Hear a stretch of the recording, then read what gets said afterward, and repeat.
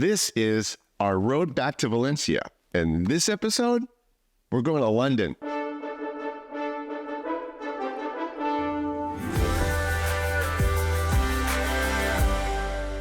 When we first got to London, we immediately headed to Dishoom, had dinner, met a client, had the best time and the best food. If you haven't been to Dishoom, you must go.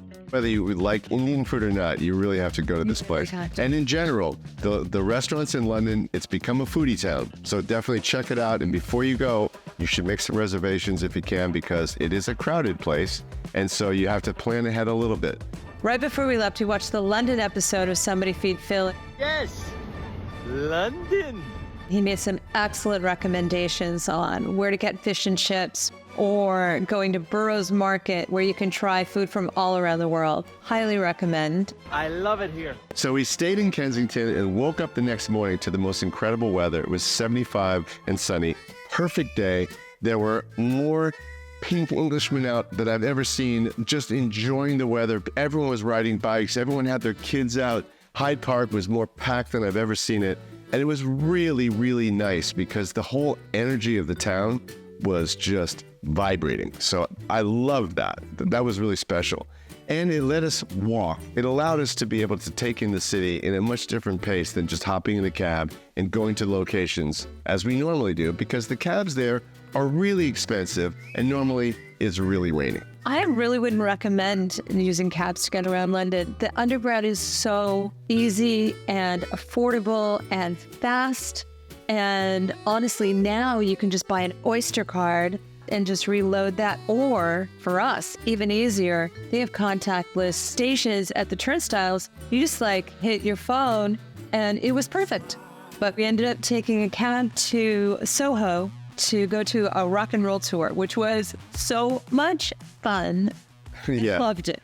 It was a guy who walked around this one area of London that was kind of the epicenter of the, punk rock and 60s rock explosion of music, and showing you what buildings were where the recording studios were that this band started, or where this person worked when they were a kid, or where David Bowie recorded an album and where they took the picture of him in the phone booth for Ziggy Stardust, or the Beatles rooftop concert. All that's right there in London. So walking around and seeing that and having someone explaining what this is and what that is, you would never know that if you didn't have somebody telling you it. That made us really appreciate London in a way that was very different than we ever have before.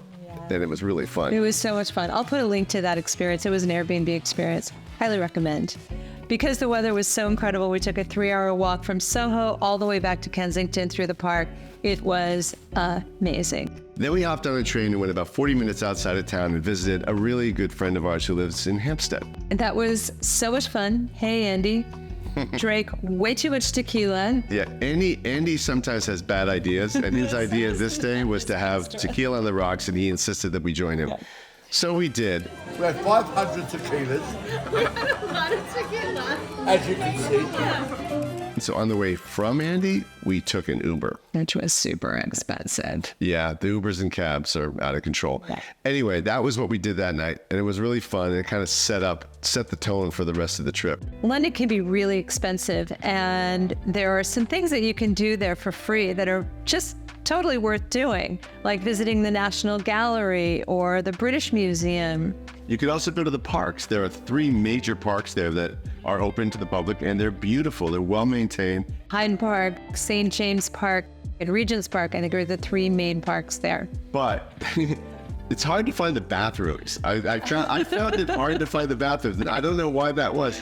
That was unusual. But you know what? I'm sure it's user error, and I just don't know what they. It definitely was. It definitely was. So the next day, what else did we do?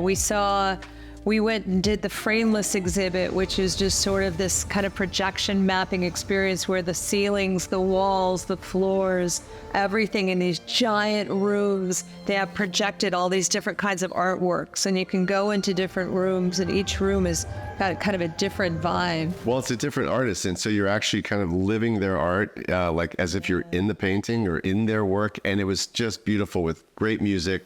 And it was just a different level of art museum that's worth checking out. Absolutely. I'll put a link to that too.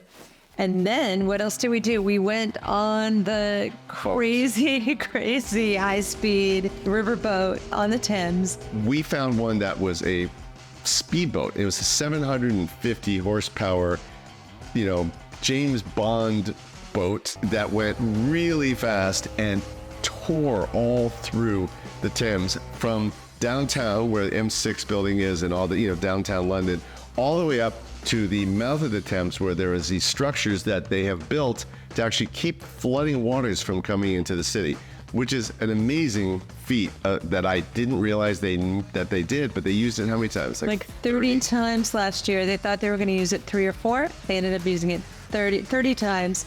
It was incredible. Highly recommend this experience when you go to London. I mean, if you like that sort of thing, because it was really fast. The weather was perfect for us, but if it's chilly, I can see it not being. Yeah, that would not have been fun on a cold day. No. So that's the reason that was fun. You're right about that. Then we slammed back into town, literally, and then we went down to Shoreditch, which is an area that's kind of up and coming now that wasn't so great before. It's actually becoming really nice. And we saw a Van Gogh exhibit, which was just another amazing experience worth seeing. That we'll put a link below. I'm sure you know this, but book in advance if you're going to go do the London Eye, which is kind of fun, I guess. Yeah. Once. That's Right. all I want to do. Or if you're going to go see any of the West End shows, which we did not do. That is really something that would have been worth doing, and we did not plan ahead, and that was a mistake. So yes, I mean, London is honestly as good or better than Broadway. So definitely check out plays over there. And oftentimes you'll see something there that hasn't even made it to the States yet. Overall, restaurants, shows, any big experiences, book those things in advance because especially in high season, things will book up.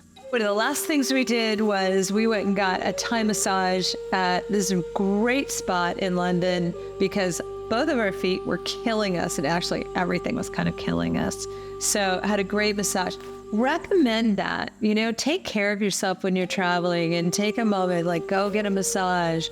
Don't overdo it. Don't overschedule yourself. But in the meantime, it felt really good and kind of set us up for the rest of our trip. And don't go see Andy and drink too much tequila. Yeah, we've had a lot, and they're not shots. We've probably had a bottle.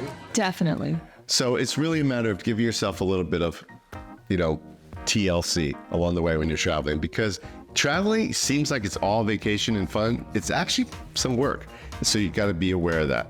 Okay. Yeah. We would love to hear from you about some of your favorite places in London and any tips and tricks you might have to make your stay in London a little bit easier. And the reason why this is so important is because if you end up moving to Spain, or if we end up moving to Spain, London is almost always where you stop on the way and on the way back. So it's really worth figuring out the things that you love in London because you are going to spend some time there. Yeah. So it's worth it. And then our next trip was to Paris, and we took the Channel because that is a very easy way to get from England to Paris. And we'll talk about that in the next episode. Ciao. Ciao.